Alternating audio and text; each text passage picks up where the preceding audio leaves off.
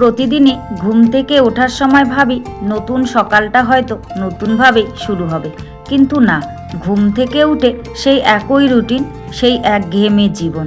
কিছু করার নেই, আমাদের সংসারের জীবনে প্রতিটা গৃহিণীকেই কিন্তু এভাবেই চলতে হয়। তো আমিও প্রতিদিনের মতোই ঘুম থেকে উঠে আগে ব্রাশ হাতে নিয়ে বেরিয়ে পড়েছি। খুব সকাল সকালে উঠে পড়েছি, তাই ভাবছি একটুখানি হেঁটে একটু ব্যায়ামটা করে নিই। আসলে জানি না কেন কোমরের ব্যথাটা একটু বেড়েছে, মাঝে মধ্যেই আমার এরকম কোমরের ব্যথা হয়, তবে সকালে উঠে এই ব্যায়ামগুলো করলে ব্যথাটা অনেকটাই কমে যায়। তাই ব্রাশ করতে করতে কিন্তু ব্যায়ামগুলো একটুখানি করে নিলাম। তারপর সোজা চলে এলাম ঘরে। ঘরে এসে মুখ টুক ধুয়ে একদম ফ্রেশ হয়ে নিয়েছি। ফ্রেশ হয়ে নিয়ে এখন দেখো ঘরটা ঝাড়ু দিয়ে নিচ্ছি। ভেতরের রুমটায় যেহেতু ওরা এখনও শুয়ে আছে, লাইট জ্বালাতে পারবো না, তাই আর ঝাড়ু দিলাম না। সামনের রুমটা ঝাড়ু দিয়ে বাসিটা ভেঙে নিচ্ছি, কারণ ভেতরের রুমটা ঝাড়ু দিতে গেলে আমাকে লাইট জ্বালাতে হবে, কারণ ভীষণই অন্ধকার। সে কারণে আর ঢুকলাম না। আর লাইট জ্বালালে পরে ওরা উঠে যাবে, আর কর্তামশাইয়ের খুব অসুবিধা হয়। আর সকাল সকাল শুয়ে থাকলে পরে ঘর ঝাড়ু দিলে পরে না উনি রেগেও যান, মানে বলে আর কি যে কেউ ঘুমিয়ে থাকলে নাকি ঘর ঝাড়ু দিতে নেই। সে কারণে আর ওই ঘরটা আমি কখনোই সকালবেলায় ঝাড়ু দিই না। ওরা ওঠার পর যদি সময় হয় তবেই ঝাড়ু দিই, আর যদি সময় না হয় তাহলে একদম ওরা যে যার মতো কাজে বেরিয়ে গেলে তারপর সময় সুযোগ বুঝে আমি ঘরটাকে ঝাড়ু দিয়ে পরিষ্কার পরিচ্ছন্ন করি। সে কারণে বাইরের রুমটা ঝাড়ু দিয়ে তারপর এই জায়গাটা দেখো সুন্দর করে ঝাড়ু দিয়ে নিলাম। আর দেখো কত হারে জুতো জমেছে, জুতোগুলোকে কোথায় রাখবো, এখানেই রেখে দিই, কারণ রাখার মতো তেমন একটা জায়গা নেই তাই। আর ওই যে বললাম না, প্রতিদিন সকালে একঘেয়েমি জীবন শুরু হয়ে যায়। এই গাছগুলোকে জল দেওয়া, এটা তো আমার একটা রুটিন হয়ে দাঁড়িয়েছে যতদিন থাকবে। তো গাছগুলোতে যখন জল দিচ্ছিলাম, ওই আন্টিটা এসে বলছিল জল দিয়েও কোনো লাভ নাই, কারণ মাটিটা এতটাই শুকিয়ে গেছে, গাছগুলো আর আগের মতো ভালো হবে না। আর আমার সঙ্গে গল্প করছে। তা আমি ভাবছি যে বললাম আর কি ওনাকে যে যতদিন আছি দেখি, জলটা যেহেতু আছে দিয়ে নিই, বাঁচিয়ে রাখার চেষ্টা করি, তারপর যা হবে দেখা যাবে। গাছগুলোতে জল দিয়ে আন্টির সঙ্গে কথা টথা বলে উনি চলে গেল। আর আমি আবারও কিন্তু জল ভরে নিয়েছি। জল ভরে নিয়ে এখন এই সামনের উঠোনটাতে দিয়ে নিচ্ছি, কারণ উঠোনটা তো এখন ঝাড়ু দেবো। আর এটা যদি গ্রামের উঠোন হতো তাহলে গোবর ছড়া দেওয়া যেত, যেহেতু এখানে গোবর পাচ্ছি না, তাই এখন ওই জলটাই ছিটা দিয়ে নিলাম। ছিটা দিয়ে আমি উঠোনটা ঝাড়ু দিচ্ছি।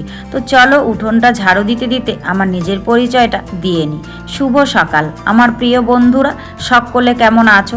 আশা করছি যে যেখান থেকে আমার এই ভিডিওটি দেখছো সকলে ভালো আছো, সুস্থ আছো। আর আমরাও খুব ভালো আছি। অরুণাচল প্রদেশের এই ছোট্ট গ্রাম থেকে আমি মামনির সংসারের আরও একটি নতুন ব্লগে তোমাদের সবাইকে স্বাগত জানিয়ে তোমাদের সবাইকে সাথে নিয়ে আজকের ব্লগটি শুরু করে দিয়েছি। আমি আশা করছি আজকের ব্লগটিও তোমাদের খুব ভালো লাগবে, তাই সম্পূর্ণ ব্লগটি জুড়ে আমার সাথে থাকার অনুরোধ রইল। আজ হলো রবিবারের সকাল, আর ঘড়ির কাঁটায় বেলা বেজেছিল সকাল 5:30। আর 5:30 থেকেই আমি তোমাদের সবাইকে সাথে নিয়ে আজকের ব্লগটি শুরু করে দিয়েছি। যারা নতুন এসেছো, আমার ব্লগটি যদি ভালো লাগে প্লিজ একটি লাইক করে চ্যানেলটি সাবস্ক্রাইব করে আমার পাশে থেকো। আর যারা আগের থেকেই আমার পাশে আছো তাদেরকে আমার অসংখ্য অসংখ্য ধন্যবাদ, আর আমার মন থেকে অনেক অনেক অনেক ভালোবাসা। উঠোনটা ঝাড়ু দেওয়া কমপ্লিট করে ওখানে জলটা দিয়েই কিন্তু আমি পাটা ধুয়ে নিলাম। ধুয়ে ঘরে চলে এলাম। ঘরে এসে ওই ছোলা ভিজিয়েছিলাম কাল নয় পরশু দিন, তো ওই ছোলাটা কালও কয়েকটা খেয়েছি, আরও বেশ কয়েকটা আছে। তো ওখান থেকে বেশ কয়েকটা নিয়ে দেখো হাতে করেই খাচ্ছি। আসলে কাল সন্ধেবেলায় না কর্তামশাই জলটা ঝরিয়ে রেখেছিল, ছোলাগুলো বেশ শুকনো শুকনো হয়ে আছে, তাই হাতে করে নিয়ে খেয়ে নিলাম। খেয়ে জলটা খেয়ে নিলাম। খেয়েটে এখন সোজা চলে এলাম রান্নাঘরে।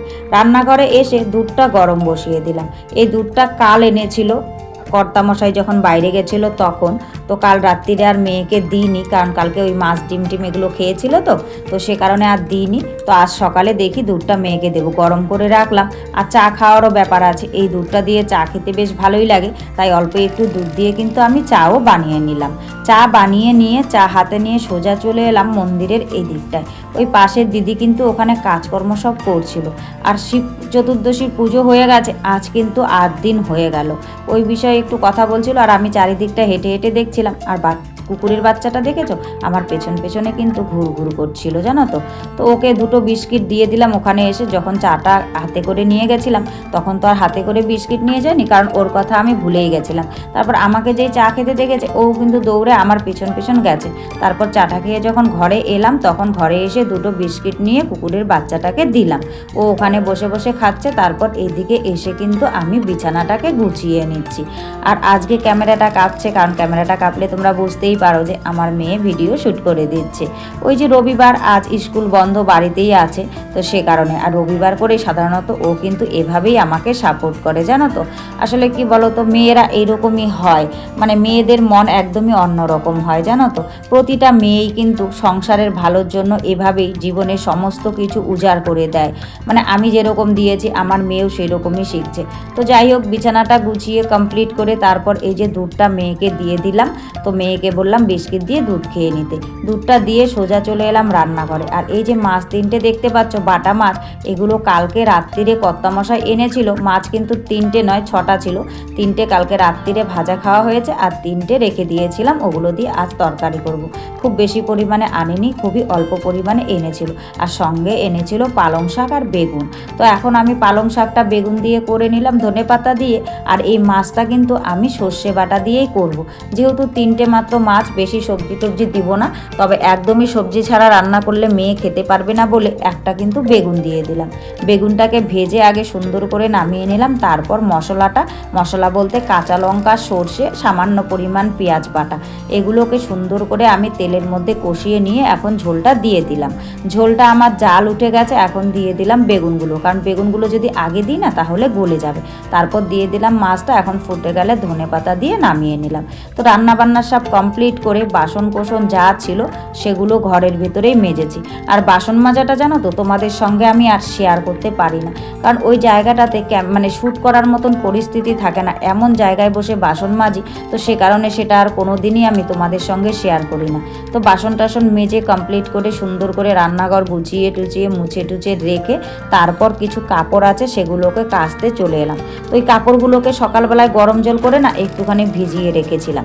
ভিজিয়ে রেখে ঘরের মধ্যে কেচে কুচে এখন সিনটেক্সের এদিকে চলে এলাম ধোয়ার জন্য, কারণ এদিকে ধুতে বেশ ভালো লাগে, খলখলিয়ে জল দিয়ে ধোয়া যায়। আর কাপড় চোপড় যত বেশি জলে ধোয়া যায় না তত বেশি ভালো হয়।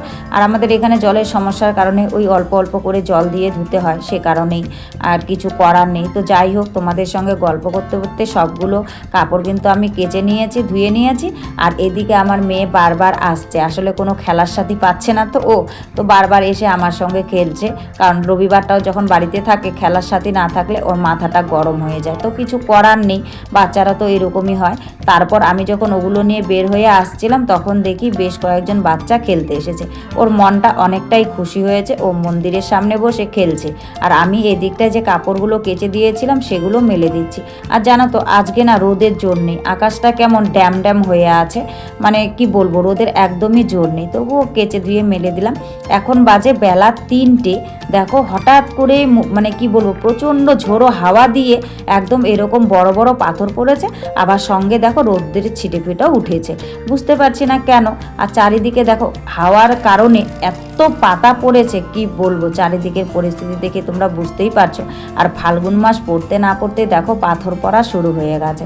তো যাই হোক বন্ধুরা, সব মিলিয়ে আজকের ব্লগটা কেমন লেগেছে অবশ্যই কিন্তু তোমরা কমেন্ট করে জানাতে ভুলো না। কেমন, চলো টাটা।